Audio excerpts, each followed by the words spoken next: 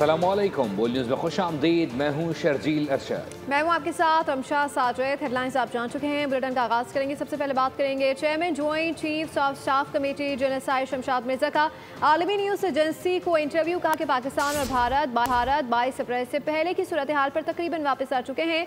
पाक भारत हालिया कशीदगी से मुस्तकबिल के खदशात में इजाफा हुआ है। माजी में हम सिर्फ मुतनाज़ इलाके तक महदूद हुआ करते थे, मुस्तकबिल में हो सकता है कि बैनुल-अक़वामी सालसी के लिए वक्त बहुत कम हो। जनरल साहिर शमशाद मिर्ज़ा ने कहा है कि मुस्तकबिल में स्ट्रेटजिक मिस कैलकुलेशन का खदशा मुस्तरद नहीं किया जा सकता।